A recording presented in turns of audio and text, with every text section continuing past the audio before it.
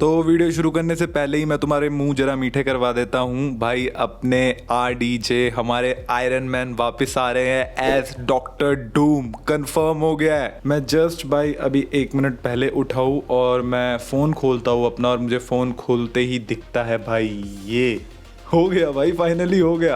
तो हुआ कुछ ऐसा है भाई, अपना कॉमिक कॉन स्टार्ट हो गया है एंड भाई उसके अंदर ये सारी की सारी चीज़ें अपने मार्वल ने अनाउंस की हैं, और इसके अलावा भी अच्छी खासी अमाउंट में बड़ी बड़ी चीज़ें अनाउंस की हैं। तो सबके बारे में बात करते हैं। तो सबसे पहले भाई हमारे केविन फेगी स्टेज पे आते हैं एंड वो बताते हैं कि इस बार अब कोई ऐसे फेस वाइज चीज़ें तुम्हें नहीं बताएंगे, बट हम तुम्हें ऐसे मेनली 3 प्रोजेक्ट है जिनके बारे में बताएंगे, जिनके बारे में तुम जानना चाहते हो। तो अपने केविन भाई साहब सबसे पहले बात करना स्टार्ट करते हैं भाई अपने captain America brave new world पे, जहां वो बताते हैं कि भाई ये स्टोरी बहुत ज्यादा ग्राउंडेड होने वाली है एंड आपको विंटर सोल्जर टाइप वाइब्स देगी। जिसके बाद भाई पूरी की पूरी कास्ट आती है भाई स्टेज पे अपनी ब्रेव न्यू वर्ल्ड की, एंड अपने टिम ब्लेक भाई साहब भी आते हैं जो हमारे लीडर का रोल प्ले करने वाले हैं। तो यहाँ पे भाई हमारे टिम भाई साहब रिवील करते हैं कि भाई उनके जो लीडर की स्टोरी है भाई, उन्होंने क्या कहते हैं काफी ज्यादा अच्छी लिखी गई है इस मूवी के लिए, एंड 19 साल से लोग इसके बारे में जानने का वेट कर रहे हैं। अब लोगों को उनके सारे प्रश्नों का उत्तर मिलेगा। वैसे ट्रेलर में तो रिवील नहीं हुआ था बिकॉज उसका बैग दिख रहा था अपने लीडर का, बट इन्होंने अब ऑफिशियली कंफर्म कर दिया है कि भाई ब्रेव न्यू वर्ल्ड में अपना लीडर दिखने वाला है एंड उसी की स्टोरी कमाल किया तो ऑफ कोर्स वही मेन विलन है। जिसके बाद भाई अपन को बताया जाता है साइड वाइंडर कैरेक्टर के बारे में, जो कि भाई अपना किंग है सर्फेंट सोसाइटी का, जिसके बारे में बात चल रही थी कि ब्रेव न्यू वर्ल्ड में दिखेगी बट बाद में कैंसिल हो गई थी। एंड इन भाई साहब को अपन ट्रेलर में पहले ही देख चुके हैं। सो या जिसके बाद भाई अपनी ब्रेव न्यू वर्ल्ड का एक छोटा सा क्लिप दिखाया जाता है जहाँ पे थंडरबोल्ट रॉस जो अपने हैं वो डायरेक्टली बात कर रहे होते हैं सेलेस्टियल के बारे में, उसी सेलेस्टियल के बारे में जो हमने इटर्नल्स में देखा था उसकी स्टोरी अब यहाँ पे कंटिन्यू होगी। जिसमें हमें ये भी कंफर्म कर दिया गया कि भाई ये पूरा का पूरा सेलेस्टियल अपने एडमेंटियम का बना है, जिसका भाई हमारा लोगन हमारा वुल्वरीन बना हुआ है। इस एडमेंटियम वॉर के अलावा एक और कमाल की चीज भाई देखने को मिलती है इस सीन में, और वो है भाई transformation of Harrison Ford into red Hulk, जो चीज अपने व्हाइट हाउस के सामने टेक प्लेस कर रही है। मतलब हमारे जो हैरिसन फोर्ड है वो ट्रांसफॉर्म होंगे हल्क में बिल्कुल व्हाइट हाउस के एकदम सामने। जिसके बाद भाई हैरिसन फोर्ड स्टेज पे आते हैं एंड वो बताते हैं कि भाई ये मैं बहुत खुश हूँ मार्वल में आके, इन एक्टरों को काम करके देख के मुझे बहुत अच्छा लगता है, अब मैं भी इनका पार्ट बन रहा हूँ, मुझे मजा आया। जिसके बाद भाई captain America brave new world के बारे में डिटेल्स देना कर देते हैं बंद, एंड देन उसके बाद डिटेल स्टार्ट होती है अपनी थंडरबोल्ट्स की, जहां हमारे डेविड हार्बर, जिनको हमने स्ट्रेंजर थिंग्स में भी देखा है एंड ब्लैक विडो में भी देखा है, जो कि रेड गार्डियन का रोल प्ले करते हैं, वो आते हैं अपनी कॉस्ट्यूम में। जिसके बाद बाकी कास्ट भी भाई स्टेज पे आ जाती है एंड वो भी बात करने लगती है मूवी के बारे में। जिसके बाद भाई अपने को थंडरबोल्ट का पहला ट्रेलर दिखाया जाता है, जिस ट्रेलर में हमें अपना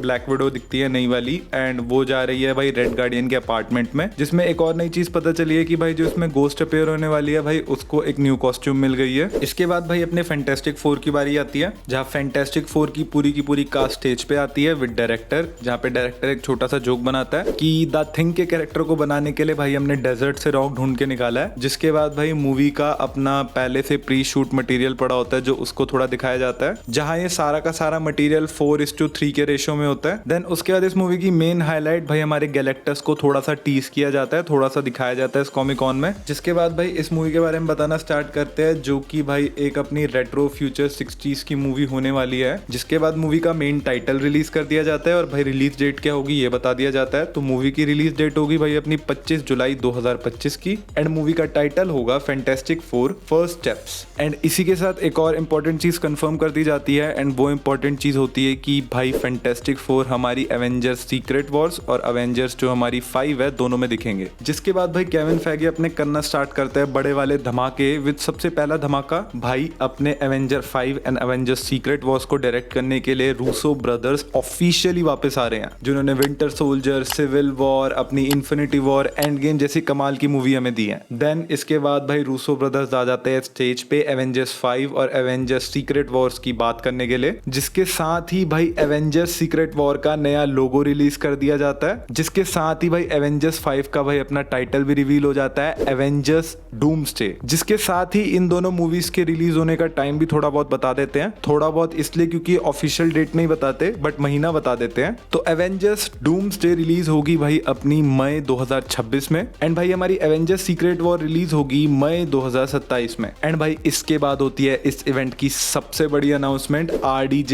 एज डॉक्टर डूम। तो ये अनाउंस ऐसे किया जाता है कि बहुत सारे डॉक्टर डूम आके आसपास खड़े हो जाते हैं केविन फैगी के, एंड उनमें से एक डॉक्टर डूम अपना मास्क हटाता है, उस मास्क के पीछे भाई अपना RDJ, अपने रॉबर्ट डोनी जूनियर, अपने आयरन मैन होते हैं।